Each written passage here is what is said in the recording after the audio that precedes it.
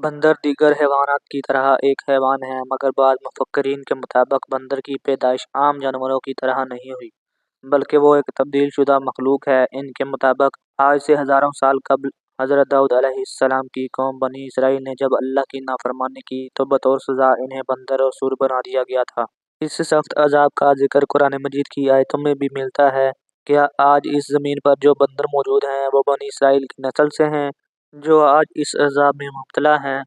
اس بات میں کتنی سچائی ہے ہم اس ویڈیو میں جانیں گے۔ قرآن کریم میں بہت سی قوموں کے لیے ایسے واقعات بیان ہوئے ہیں جن میں ان کے غلط اعمال اور اللہ تبارک و تعالیٰ کے احکام سے تجاوز کی وجہ سے ان کو عذاب الہی کا سامنا کرنا پڑا۔ اس سلسلہ میں ایک مشہور اور عبرت ناک واقعہ اصحاب سبت کا ہے جو یہودیوں کی ایک بستی سے تعلق رکھتا ہے۔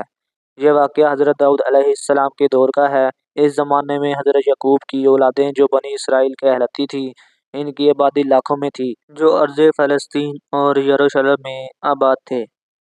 ان میں سے ایک قبیلہ بنی اسرائیل سے علیحدہ ہو کر ایک دریا کے کنارے ایلا نامی بستی میں آباد ہو گئے۔ ان لوگوں کی تعداد 70,000 کے قریب تھی اور یہ نہایت ہی سرکش اور نافرمان لوگ تھے۔ ان لوگوں نے اکثر کام احکام توریت کے خلاف شروع کر دیے۔ توریت کے مطابق حرام کردہ چیزوں کو انہوں نے اپنے اوپر حلال بنا لیا اور موسیٰ علیہ السلام کی شریعت کے منکر ہو گئے۔ یہ جس دریا کے کنارے آباد تھے اس میں کثرت سے مچھلیاں موجود تھیں، لہٰذا یہ لوگ اس جگہ سے مچھلیاں پکڑتے اور انہیں بطور غذا استعمال کرتے تھے، نیز ان مچھلیوں کی خرید و فروخت بھی کیا کرتے تھے۔ لہٰذا اللہ نے انہیں ایک آزمائش میں ڈالا۔ حضرت داؤد علیہ السلام کی اس قوم کو یہ حکم ملا کہ وہ ہفتہ کے دن مچھلی کا شکار نہ کیا کریں اور نہ دنیا کی کوئی خرید و فروخت کریں۔ اس دن ان کے لیے مچھلیاں پکڑنا حرام قرار دیا گیا، البتہ ہفتے کے علاوہ دوسرے دنوں میں مچھلیاں پکڑنے کی انہیں اجازت تھی۔ لہٰذا حضرت داؤد علیہ السلام کے حکم سے اس قوم نے اتوار سے جمعہ تک مچھلیاں پکڑنا شروع کر دیں، مگر ہفتے کو مچھلیاں دریا میں زیادہ ہوتیں اور باقی 6 دن کم ہوتیں۔ ہفتے کے دن جب بھی داؤد علیہ السلام کی قوم دریا کے پاس آتی تو انہیں زیادہ مچھلیاں دیکھ کر ان کا دل بے ایمان ہو جاتا۔ شیطان نے ان کے اس لالچ کا فائدہ اٹھا کر ان کو اکسانا شروع کر دیا اور انہوں نے سوچ لیا کہ ہفتے کو وہ دریا میں جال لگا دیا کریں گے اور اتوار کو پکڑ لیا کریں گے۔ اس طرح کچھ لوگوں نے جال لگا لیے اور کچھ لوگوں نے چھوٹے چھوٹے حوض گھر تک بنا لیے اور اس حوض کا دریا تک راستہ بنا دیا۔ ہفتے کے دن جب مچھلی پکڑتے تو وہ اسے پکا کر کھا لیتے۔ اسی بستی میں اللہ کے کچھ نیک بندے بھی موجود تھے جو کہنے لگے، اے لوگو، اللہ نے ہفتے کے دن شکار کرنے سے منع کیا ہے۔ یہ جو تم جال پھینکتے ہو یا چھوٹے چھوٹے تالاب بناتے ہو، ان میں ہفتے کے دن اگر مچھلی پھنستی ہے تو یہ شکار ہفتے کے دن کا ہوگا۔ اللہ کے عذاب سے ڈرو، اللہ کی نافرمانی نہ کرو۔ وہ لوگ ان لوگوں کا مذاق اڑانے لگے کہ ہماری جو مرضی ہوگی ہم وہ کریں گے۔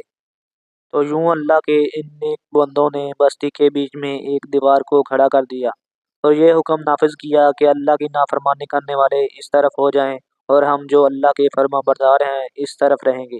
وہ سارے لوگ بار بار ان سے کہتے رہے، اے لوگو، اللہ سے ڈرو۔ قوم سمود اور قوم لوط کا جو حشر ہوا اس کو یاد کرو، اللہ کی نافرمانی نہ کرو ورنہ تم پہ بھی کوئی عذاب آ جائے گا۔ وہ سارے نافرمان جن کی تعداد 12,000 کے آس پاس تھی سب ہنستے رہے اور کہنے لگے، یہ تو سب کتابی باتیں ہیں، ہم پہ کوئی عذاب نہیں آئے گا۔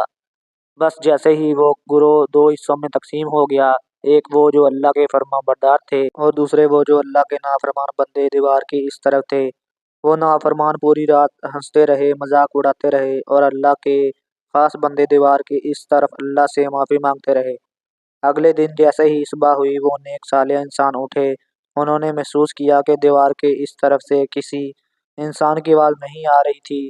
جیسے ہی دیوار کے اس طرف چڑھ کر دیکھنے لگے تو دیکھا کہ سارے کے سارے لوگ بندر کی شکل میں تبدیل ہو چکے تھے اور بندر کی حرکتوں کو انجام دے رہے تھے۔ ان لوگوں میں سے جو ان کے رشتہ دار تھے، انہوں نے ان بندروں کو کپڑوں سے اپنے اپنے رشتہ داروں کو پہچانا اور چیخ کے رونے لگے، اللہ سے معافی مانگنے لگے۔ لیکن اللہ کا عذاب جب آتا ہے تو وہ ہو کر رہتا ہے۔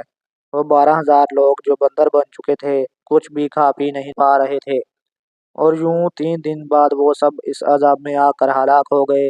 اللہ کا عذاب بہت ہی سخت ہوتا ہے اور نافرمان اور سرکش لوگوں کے لیے جب عذاب الہی کا فیصلہ ہو جائے تو اللہ کے حکم سے پوری قوم اس طرح ہلاک ہو جاتی ہے کہ وہ آنے والے لوگوں کے لیے ایک عبرت بن جاتی ہے۔ بہرحال یہ نظریہ غلط ہے کہ موجودہ بندر ان لوگوں کی اولادیں ہیں جن پر عذاب آیا تھا۔ یہ غلط ہے کیونکہ ان سے پہلے بھی دنیا میں بندر موجود تھے، اور صحیح روایتوں کے مطابق بنی اسرائیل کی یہ قوم جب بندر میں تبدیل ہو گئی تو 3 دن تک یوں ہی زندہ رہے، اور پھر روتے ہوئے ساری قوم مر گئی، لہٰذا ان کی نسل آگے نہیں بڑھی۔